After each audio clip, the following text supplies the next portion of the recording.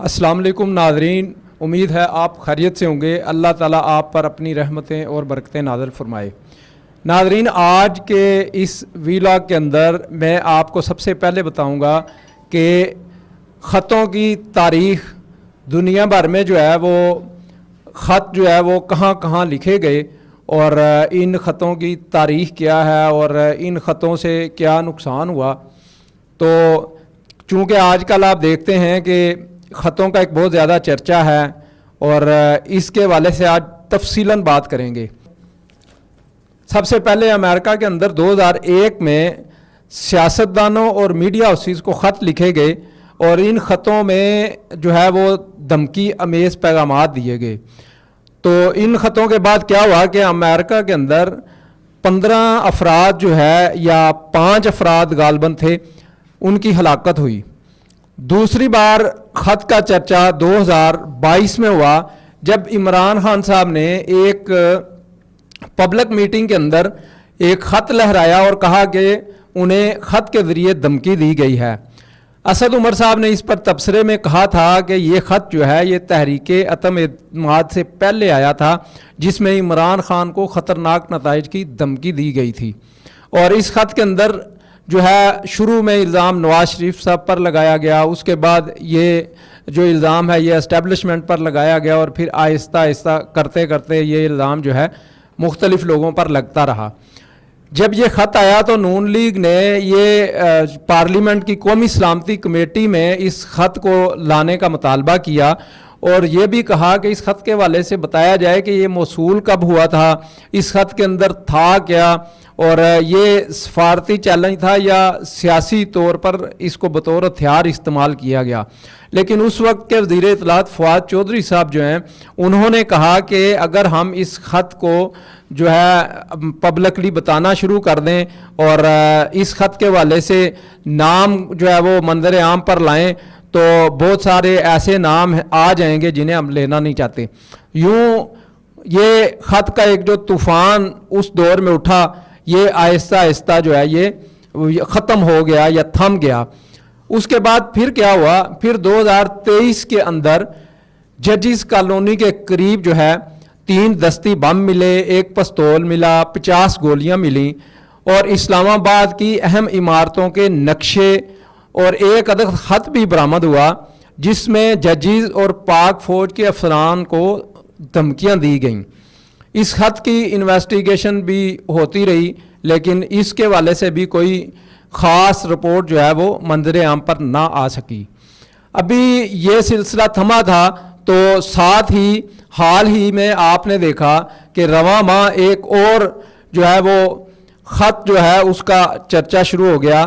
اور یہ خط جو ہے سب سے پہلے اسلام آباد کے اندر جو اسلام آباد کی جو ہائی کورٹ ہے اس کے اندر 8 ججز جو ہیں ان کو یہ دھمکی امیز خط موصول ہوئے۔ اس کے بعد لاہور ہائی کورٹ کے 6 ججز کو یہ خط موصول ہوئے اور پھر اس سپریم کورٹ کے 4 ججز جو ہیں ان کو یہ خط موصول ہوئے۔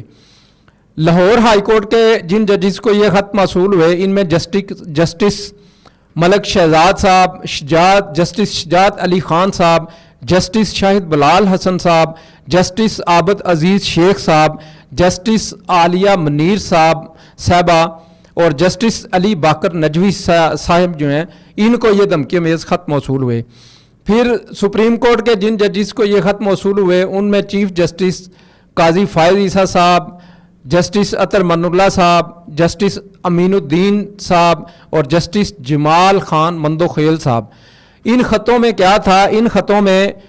پوڈر تھا اور ساتھ ہی دھمکی امیز جو ہے وہ اشکال مختلف شکلیں یا خاکے بنائے گئے تھے۔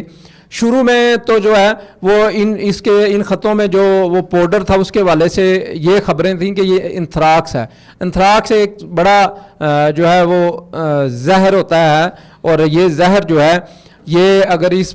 کو اگر کوئی اس زہر کو یہ جو پاؤڈر ہے اس کو ہاتھ میں لے لے تو اس کو الرجی شروع ہو جاتی ہے اور پھر جو ہے اس کے پھیپھڑے جو ہیں ان کو نقصان پہنچ جاتا ہے اور اس کے ساتھ ساتھ کیا ہوتا ہے خون بعض دفعہ بہنا شروع ہو جاتا ہے اور ناک میں سوزش ہو جاتی ہے اور اس کے ساتھ ساتھ جو ہے مختلف جو اس حوالے سے الرجی کی سنگین علامتیں ہیں وہ ظاہر ہونا شروع ہو جاتی ہیں. لیکن پھر کیا ہوا جب اس پاؤڈر کا فرانزک کیا گیا تو فرانزک جو ہے کرنے کے لیے ایک گیس کروماٹوگرافی ہے اور ماس بیکٹرومیٹری ٹیکنیک جو ہے اس کے ذریعے اس کا فرانزک کیا گیا تو پتہ چلا کہ یہ جو ہے یہ انتھراکس نہیں ہے بلکہ یہ آرسینک ہے. آرسینک ایک ایسا زہر ہے جو پانی کے اندر بھی جو ہے یہ موجود ہوتا ہے اور اس کی ایک محسوس تعداد جو ہے یا محسوس اس کی جو ریشو ہے وہ پانی کے اندر ہونا ضروری ہے اور یہ جو ہے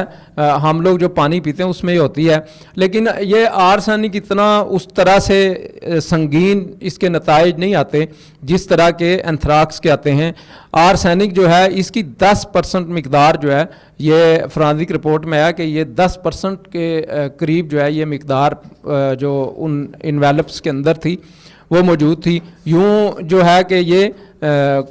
کم مقدار تھی. اگر 90% تک آرسینک ہو تو پھر انسانی زندگی جو ہے اس کو خطرہ لاحق ہو سکتا ہے. تاہم ابھی اس پر جو ہے وہ مسلسل انویسٹیگیشن جاری ہے اور اس حوالے سے جب یہ لیٹرز کے حوالے سے ڈیٹیل لی گئی کہ یہ لیٹرز کہاں سے آئے کس نے لکھے تو اس حوالے سے پتہ چلا کہ یہ لیٹر جو ہے راول پنڈی کے کسی پوسٹ آفس سے جو ہے ڈالے گئے اور پھر وہاں سے یہ مختلف جگہوں پہ گئے. تو اب آپ کو یہ بھی بتا دیں کہ یہ لیٹر جو ہے لکھنے والے جو ہیں ان کے نام کیا کیا ہیں. ان میں ایک نام ہے ریشم خاتون زوجہ وقار حسین اور ایک جو خاتون ہے وہ گلشاد خانو ہے اور ایک ہے موہد فاصل. یہ 3 لوگ ہیں جن کے نام سے جو ہے یہ لیٹر پوسٹ ہوئے ہیں. تو ابھی سی ٹی ڈی والے جو ہے وہ بھی اس پہ انویسٹیگیشن کر رہے ہیں, دیگر ادارے بھی کر رہے ہیں اور بالآخر پتہ چل ہی جائے گا کہ یہ جو خط تھے یہ کس نے لکھے تھے اور کیوں لکھے تھے, کیونکہ ہائی لیول پر اس کی انویسٹیگیشن ہو رہی ہے. تو ناظرین یہ تو وہ حقائق تھے جو میں آپ کو ان خطوں کے حوالے سے جو ہے وہ آپ کو بتا رہا تھا. تو اب اس سے آگے ہم بات کرتے ہیں کہ یہ خط جو ہیں ان خطوں کے حوالے سے یہ جو منظر عام پر یہ خبریں ہیں یہ خبریں جو ہیں ایک ایسے وقت میں آ رہی ہیں جب ایک طرف ہم آئی ایم ایف کے ساتھ معاہدہ جو ہے اس کے بالکل قریب پہنچ چکے ہیں, دوسری جانب ملک کی معاشی صورتحال کو بہتر بنانے کے لیے حکومت کی جانب سے جو نجکاری کمیشن ہے وہ بڑی تیزی سے کام کر رہا ہے, اور تیسری جانب آپ دیکھ رہے ہیں کہ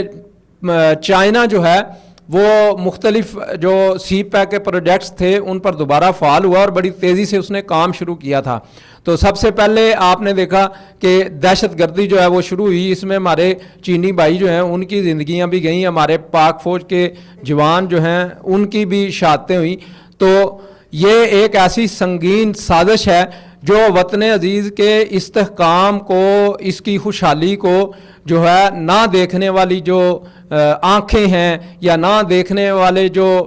دشمن ہیں وہ اس قسم کی سازشیں کر کے پاکستان کے استحکام کو نقصان پہنچانا چاہتے ہیں. ابھی حال ہی میں آپ نے دیکھا کہ پی آئی اے کی نج کاری کے حوالے سے جو آپ میڈیا رپورٹس آئیں تو اس کے بعد سٹاک ایکسچینج جو ہے وہ 60,000 جو ہے اس کا وہ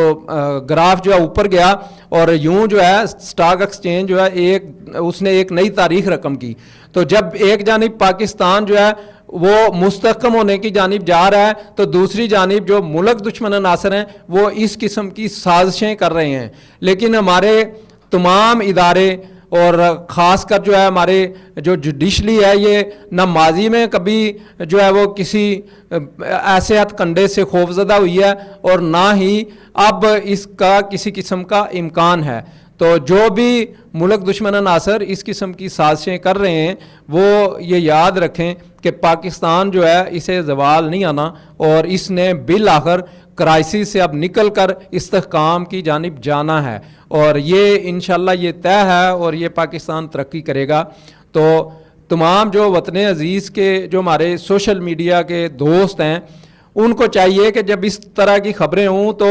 ان خبروں کو بڑھا چڑھا کر بیان نہ کیا کریں، ایسے تھمبنیل نہ لگایا کریں کہ جس سے جو ہے پاکستان کی ترقی جو ہے، پاکستان کا جو مثبت امیج ہے وہ خراب ہو۔ آپ چند ویوز لینے کے لیے، چند لائکس لینے کے لیے جو ہے ایسے تھمبنیلز لگاتے ہیں جس سے ایک جانب پاکستان کا امیج مجروح ہوتا ہے تو دوسری جانب جو ہے وہ عام جو عوام میں ایک امپریشن ہے وہ بھی ایک غلط جو ہے وہ قائم ہوتا ہے۔